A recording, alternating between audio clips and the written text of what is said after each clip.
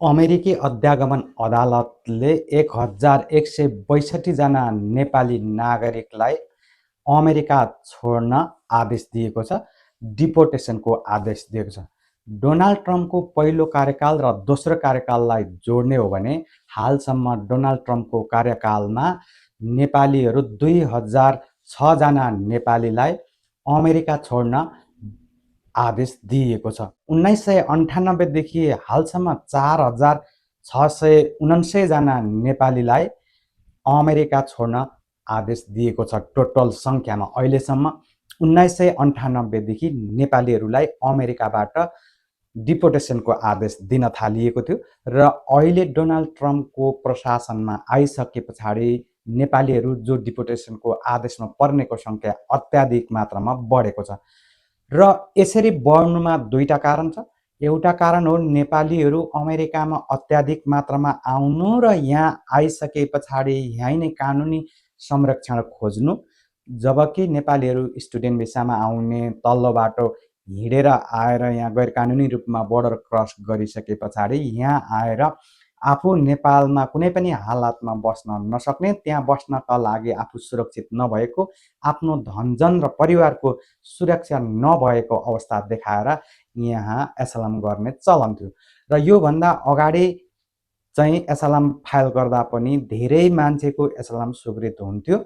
त्यो बेला नेपालमा माओवादी द्वन्द्व चलिरहेको थियो सरकारसँग र माओवादीहरूले गाउँ-गाउँका मान्छेहरूलाई कुटपिट र मार्ने भएको कारणले त्यही नजिरको आधारमा यहाँ माओवादीको नाम दिइसके पछाडि माओवादीबाट पीडित भएको केस बनाइसके पछाडि धेरै मान्छेले 99% मान्छेहरूको यहाँ एसाइलम स्वीकृत हुन्थ्यो। त्यसरी स्वीकृत भएका मान्छेहरू यहाँ ग्रिन कार्ड भएर सिटिजनसिप हुँदै यहाँ लामो समयदेखि बसिरहेको छ। अहिले जति पनि मान्छेहरू 10,000 हजार नेपालीहरू तल्लो बाटो हिँडेर दलाललाई करोडौं पैसा तिरेर अमेरिका आइपुगेका छन् र अमेरिका आइपुगेर एसाइलम फाइल गर्दाखेरि प्रायजसो 90% मान्छेले यहाँ केस बनाउँदाखेरि राजनीति कुरा नै गरेर केस बनाएका छन्। जति पनि मान्छेहरू छन् उनीहरूले माओवादीलाई नै दोष लगाएर केस फाइल गरेका छन्। जो नेपालमा माओवादी थिए उनीहरू नै अहिले अमेरिकामा म माओवादी पीडित हुँ, मलाई माओवादीले त्यहाँ बसी खानु दिएन, म गयो भने माओवादीले मार्छ, यी यस्ता केसहरू बनाएर अहिले पनि अमेरिकामा रोटी सेक्न खोजिरहेका छन् र अहिले अमेरिकाको नजरमा नेपालमा माओवादी प्रब्लम छैन। अमेरिकाले के सोचिरहेको छ भने माओवादी र सरकार बीचको द्वन्द्व धेरै पहिला सकिएको हो र अब नेपाल फर्किँदाखेरि कुनै पनि नेपाली नागरिकलाई माओवादीबाट खतरा छैन भनेर बुझिसकेका छन्। त्यही भएर अहिले डोनाल्ड ट्रम्पको यो दोस्रो कार्यकालमा अदालतमा रहेका पेन्डिङ केसहरू लामो समयदेखि यहाँ अदालतमा पेन्डिङ केसहरू छ।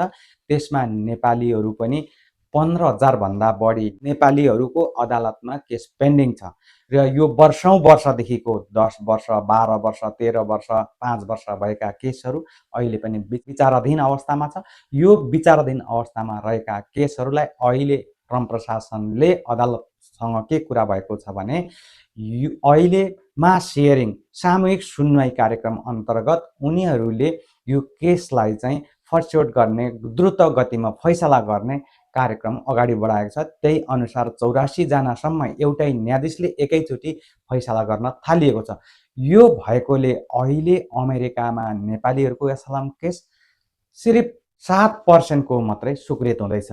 93% नेपालीहरूको एसाइलम केस अहिले अस्वीकृत भएर त्यस्ता अस्वीकृत भएका मान्छेहरूको केस चाहिँ रिजेक्ट गरिसके पछाडि त्यस्ता केसहरूलाई चाहिँ डिपोर्टेसनको आदेश दिन्छ र त्यही कारणले गर्दा अहिले नेपालीहरू डिपोर्टेसनको आदेश पाउने रेकर्डमा उच्चता आएको हो र पहिला ट्रम्प प्रशासन नआइकन पनि त्यस्ता विभिन्न कारणले यहाँ नेपालीहरूले एसाइलम फाइल गरेका थिए र त्यो एसाइलम फाइल गरेका नेपालीहरूलाई यहाँ उनले पेश गरेको केस अनुसार झुटो भएको र पेश गरेको केस चाहिँ सत्य नभएकोले धेरै नेपालीहरूले, हजारौं नेपालीहरूले चाहिँ डिपोर्टेसनको आदेश पाएका थिए, देश छोड्ने आदेश पाएका थिए स्वस्फूर्त। तर पनि अमेरिकामा योभन्दा अगाडि के थियो भने डिपोर्टेसनका आदेश पाएकाहरूले पनि बिना कसैलाई नबिजाएमा, झैझगडा नगरेमा यहाँ लुकीछिपी बसिरहेका थिए बिना कानुनी हैसियत पनि। र त्यस्ता नेपालीहरू अहिले पनि अमेरिकामा बिना कानुनी संरक्षण बसिरहेका छन् र तिनीहरूलाई पनि अहिले चाहिँ यो ट्रम्प प्रशासनले पक्राउ गरेर डिपोर्ट गर्ने गरिरहेको छ, किनकि ऊ त पहिल्यै डिपोर्टेसनको आदेश पाइसकेको र डिपोर्टेसनको आदेश पाइसकेकोहरूलाई कुनै प्रोसेस चाल्न पर्दैन र छिटो तरिकाले डिपोर्ट हुन्छ।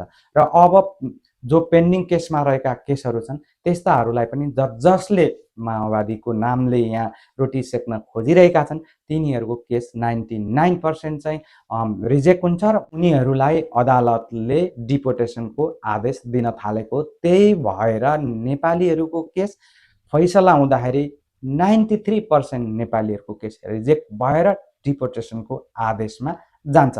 र अहिले ट्रम्प प्रशासनले प्रवासीहरूलाई दिनै उसको टार्गेट छ एक दिनमा 2000 भन्दा बढी प्रवासीहरू जो यहाँ अमेरिकामा इलिगल रूपमा रहेका छन्, जो अमेरिकामा रहेर पनि लिगल रूपमा रहेर पनि सानातिना गल्तीहरू गरेका छन् र सानातिना जस्तै ट्राफिक भाइलेसनका टिकटहरू छन्, जो त्यस्ता टिकट भएका, त्यस्ता रेकर्ड भएका, जो इलिगल भएका, जो लिगल भएर पनि क्रिमिनल रेकर्ड भएका, यहाँ आपराधिक क्रियाकलापमा संलग्न भएका प्रवासीहरूलाई दिनमा 2000 को दरले पक्राउ गर्ने योजना छ। र यो जुलाई महिनामा मात्रै इतिहासकै सबैभन्दा बढी प्रवासी पक्राउ भएका छन् र जुलाई महिनामा पक्राउ हुने प्रवासीको सङ्ख्या 46,000 भन्दा बढी रहेको छ। र त्यसले गर्दा अब यहाँ एसएलएम केसहरू, पेन्डिङ भएका केसहरू द्रुत गतिमा फैसला हुँदैछ,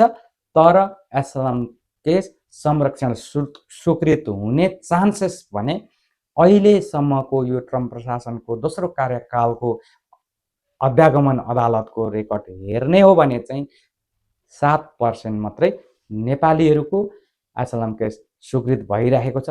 त्यो चाहिँ के को आधारमा भन्दाखेरि उनीहरूले बनाएको केस र उनीहरू कुन तरिकाले अमेरिका आइपुगेका थिए, भिजिट भिसामा आएका थिए कि तल्लोबाट दलाललाई लाखौँ पैसा तिरेर ज्यानै जोखिममा राखेर इलिगल रूपमा, गैर कानुनी रूपमा बोर्डर क्रस गरेर अमेरिका छिरेका थिए, त्यसमा डिपेन्ड गर्छ। र त्यहाँ आइसके पछाडि के कारणले ऊ आयो, किन अमेरिका बस्न पर्छ, उसलाई बाध्यता छ, किन अमेरिकाले उसलाई संरक्षण दिनुपर्छ भन्ने केस बनाइएको हुन्छ।